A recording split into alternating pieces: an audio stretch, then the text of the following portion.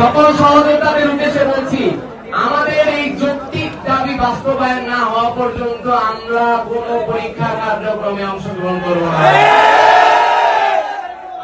আমরা নিয়মিত আমাদের সেশন পূরণ করার জন্য শ্রেণী কার্যক্রম চালিয়ে যাব এবং আমাদের দাবি দেওয়া বাস্তবায়ন না হওয়া পর্যন্ত কোন পলিটেকনিক সারা বাংলাদেশের কোন পরীক্ষা কার্যক্রমে অংশগ্রহণ করবো না ইনশাআল্লাহ।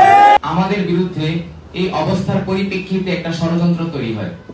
সেই ষড়যন্ত্র করে একটা মহল, যারা আমাদের কারিগরির কোনো ব্যক্তিত্ব ছিল না, তারা কারিগরিতে 2021 সালে একটা কালো নিয়োগের মাধ্যমে সংযুক্ত হয় এবং তারা এই নতুন অন্তর্বর্তীকালীন সরকারের সময়কে একটা সুযোগ বুঝে ব্যবহার করার চেষ্টা করে। তারা চেষ্টা করে জোরপূর্বক আমাদের অধিকারগুলো হরণ করার জন্য।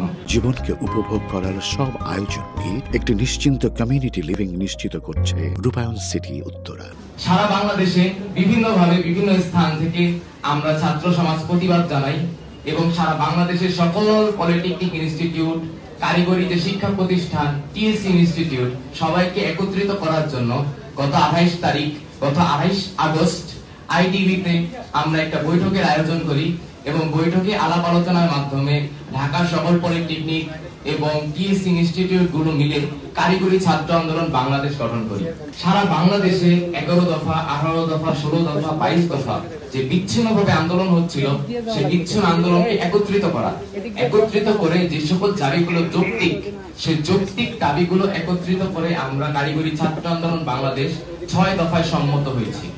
শুধু আমরা 6 দফা সম্মত হইনি, এছাড়াও আমরা ঢাকার ও ঢাকার বাইরের আরো অনেক পলিটেকনিক, সরকারি বেসরকারি পলিটেকনিকের সাথে যোগাযোগ করেছি, যাতে আমাদের 6 দফার সাথে অন্য কোনো সংযুক্তি, কোনো পরিমার্জনা থাকলে বা তাদের ব্যক্তিগত কোনো সমস্যা থাকলেও তাকেও আমরা সংশোধন করার চেষ্টা করেছি। কারিগরি ছাত্র আন্দোলন বাংলাদেশ শুধুমাত্র কারিগরি শিক্ষার্থীদের অধিকার আদায়ের একটা আন্দোলন মাত্র, শুধু এখানে আমরা কেউ মুখ্য না।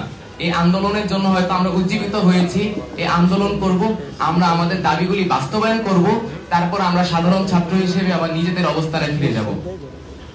এখানে আমরা কেউ ক্ষমতার লোভ, কোনো পদের লোভে আসি নাই, এখানে আমরা এসেছি আমাদের অধিকার আদায়ের লক্ষ্যে।